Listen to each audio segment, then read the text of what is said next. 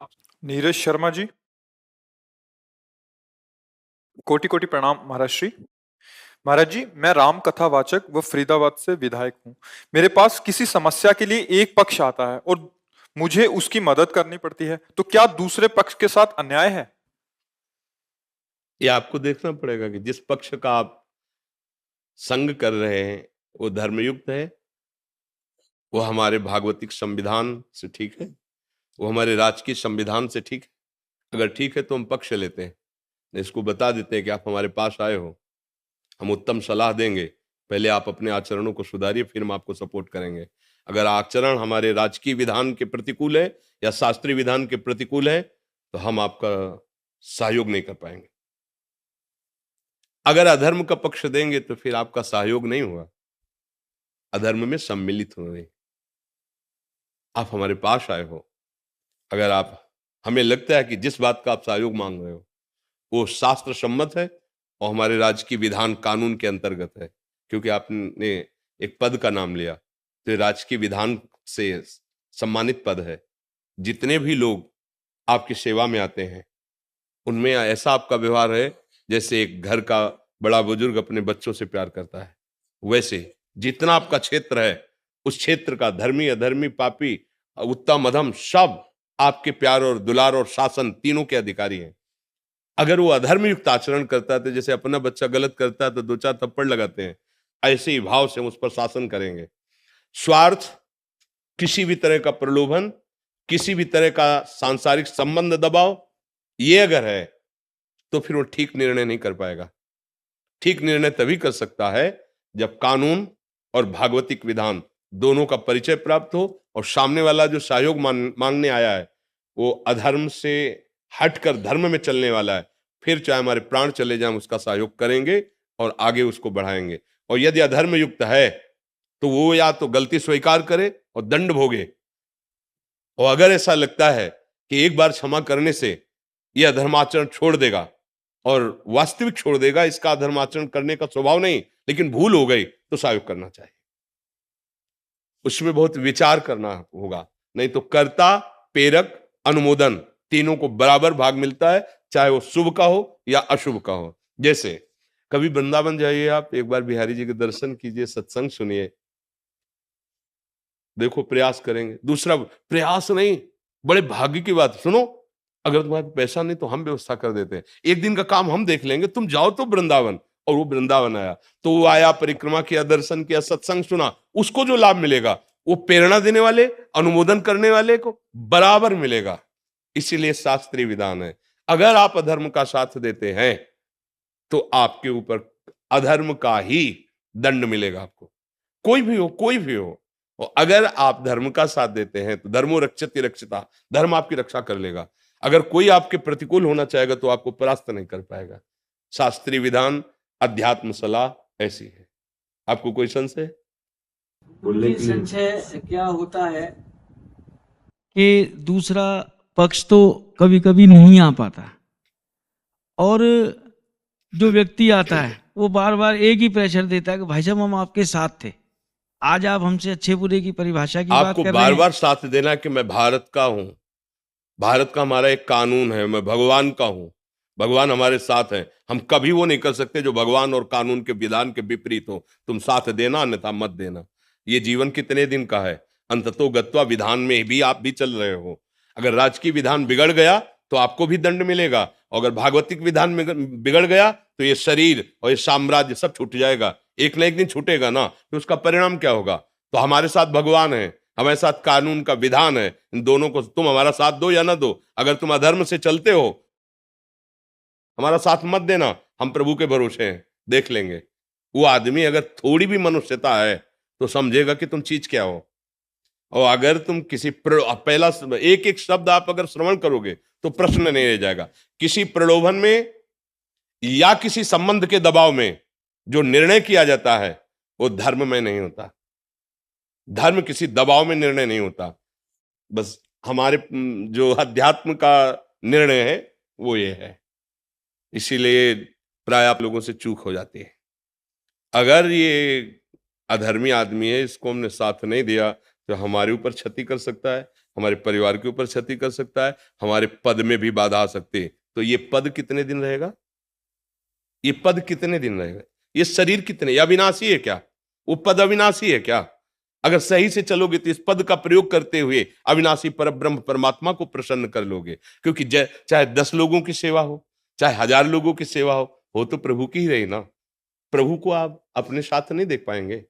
आप एक शब्द और भी बोले कि आप भगवान की महिमा का वर्णन करते हैं, तो क्या आप ये नहीं अनुभव कर पा रहे हैं कि भगवान आपके साथ हैं? क्या आप जानते हैं इनसे आप जीते हो? आप, भगवान ने आपको पद दिया है, इसलिए सबकी मति फेर कर आपको जिताएंगे। वो ईश्वर है, सबके ऊपर शासन है। आप धर्म में चलते हो ना, वो जा रहा है डालने दूसरी जगह, लेकिन रास्ते में उसका दिमाग बदल जाए। ईमानदार और सच्चा आदमी तो यही है यार।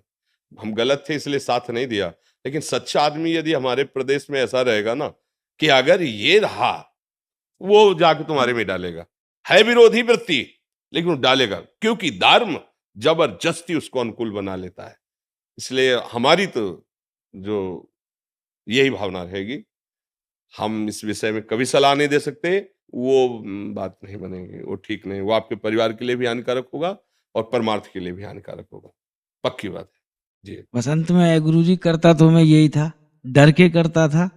आज के बाद ये निर्णय और स्ट्रांग हो जाएगा। जी बिल्कुल। और अगर निर्णय स्ट्रांग है तो हमारी एक बात याद रखना, वो अनंत सामर्थ्यशाली भगवान तुम्हारे साथ, इस बात का अनुभव भी करो। वो है, देखते हैं कौन क्या बिगाड़ लेता है। वो है, सब जगह है, तो जहां मैं हूं वहां भी है। सबका है तो मेरा भी है, सब में है तो मेरे में भी है। सर्व सामर्थ्यशाली है तो फिर क्या डरना है? सर्वत्र सर्वत्र सर्वज्ञ सर्वशक्तिमान, जिसका आश्रय लिया। ऐसे तो ऐसे कोई कोई डायलॉग थोड़ी है, केवल जिंदगी है। जिंदगी, मृत्यु क्या चीज होती है देखा है, और कृपा क्या चीज होती है ये देखा है, और दोनों के बीच का युद्ध क्या होता है वो भी देख रहे हैं। इसलिए सत्य में चलो यार, चाहे 2 दिन जियो क्या मतलब, 1000 दिन जी के क्या करेंगे? पापाचरण करते हुए 1000 दिन जिए तो क्या फायदा? एक श्वासो राधा बोलो, सत्य में चले जाओ तो पहुंच जाओगे धाम, पहुंच जाओगे प्रभु के धाम। देखो, त्रिभुवन का सबसे बड़ा जो देवलोक तक पद माना गया, उसके ऊपर भी प्रजापति हैं, और फिर परमेष्ठी पद है, देवराज इंद्र पद। महाराज नहुष ने यज्ञ और पुण्य प्रताप से योग्यता प्राप्त की थी देवराज इंद्र पद की। देवराज इंद्र पद अवसर आया, देवताओं ने प्रार्थना की, तो उनका प्रभु मेरी सामर्थ्य नहीं है कि मैं अग्निदेव को आज्ञा करूं, वायुदेव को आज्ञा करूं। प्रभु मैं डरता हूं इस बात से। बोले नहीं, मैं, सब देवता मिलकर तुम्हें आशीर्वाद देते हैं, जो तुम्हारे सामने होगा उसकी आदि शक्ति तुम में आ जाएगी, और तुम्हारा पुण्य तो है तो तुम सब पे शासन कर सकते हो। पहले ऐसे हुए, अब जब देवराज इंद्र पद पे बैठे तो भूल गए वो वाली बात। नहीं, एक जन साधारण आदमी के दरवाजे पे भी जान के नहीं कहा जाता भैया मैं आपका ही सेवक हूं। और जब गद्दी पे बैठे तब उन्होंने ब्रह्म ऋषियों से कहा पालकी में लगो। त्रिभुवनपति है ना, पाल। तो ब्रह्म ऋषियों ने कहा आज तक कोई ऐसे इंद्र ने अभद्रता नहीं की कि संत महात्माओं को पालकी में जोते। और देवराज इंद्र के महल में उनकी जो अर्धांगिनी थी, पत्नी थी, जगत पूज्या है, उनके साथ कुदृष्टि का भाव आ गया। जानते हो क्या बने? सीधे पोस्ट हुआ उनका, देवराज इंद्र से अजगर की योनि। ग्रंथ में पढ़ लो, देवराज इंद्र से अजगर की योनि। भूखे, केवल वायु का आहार, बड़ी मुश्किल से कभी नियत समय रखा गया था। उस पहर में कोई जीव फंस जाए तो भले वो खा ले, नहीं तो भूखे। देवराज इंद्र पद, और कितना निकृष्ट स्वरूप। भैया हम लोगों के तो बहुत छोटे छोटे पद हैं, अगर हमसे बिगड़ गए, देवराज इंद्र पद और सीधे वहां आपका पोस्ट हुआ अजगर योनि में। इसलिए बहुत सावधान। ये पद नहीं रहेगा, ये शरीर नहीं रहेगा, लेकिन धर्म रहेगा, सत्य रहेगा, भगवान का नाम रहेगा। हिम्मत रखो, जिस दिन मरना है उसी दिन मरना है, जिस दिन जो होना है उसी दिन होना है, उसके लिए चिंता क्या करना। हरि शरणम हरि शरणम। हमारी तो एक ही बात समझ में आती, तेरे किए सब होगा, और तू नहीं चाहेगा तो कोई कुछ नहीं कर सकता। इसलिए मैं निर्भय हूं, निश्चिंत हूं, निशोक हूं। केवल वाणी की बात नहीं होती, ये छाती की बात होती है। हाँ, अनुभव करो, तुम्हारे अंदर बैठा हुआ है। 5 वर्ष के प्रहलाद जी हैं, हिरण्यकश्यप जैसा दुर्दांत त्रिभुवनपति, अब कहां तेरा हरि, कहां तेरा हरि, बांध दिया खंबे, कहां तेरा हरि।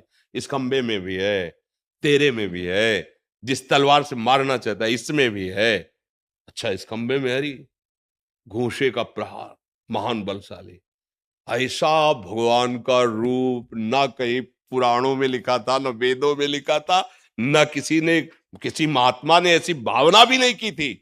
एक अलौकिक रूप, और ऐसी दहाड़ मारते हुए निकले कि तलवार ढाल गिर गई, मूर्छित होके गिर गया। भगवान का उन्होंने अपने 5 वर्ष के भक्त प्रहलाद के लिए भगवान ने वो अद्भुत रूप, कोई देवता ऐसा नहीं था जो कांप न रहा हो भगवान के रूप को देख के। वो इतने सुकुमार, इतने सुंदर भगवान, इतने आवेश में ऐसा नरसिंह रूप। वही भगवान हमारे भी है, वही भगवान आपके भी है। डरना क्या है? जो होगा हमारे कर्म का फल, अगर भगवान भगवाना चाहते हैं तो वो चाहे जैसे चलो भोगना पड़ेगा, फिर डरना क्या है? बहादुर की भांति चलो धर्म में। तो हमें लगता है यहाँ भी मंगल होगा और वहां भी मंगल होगा। अधर्माचरण न यहाँ सुख देता है, ना परलोक में सुख देता है।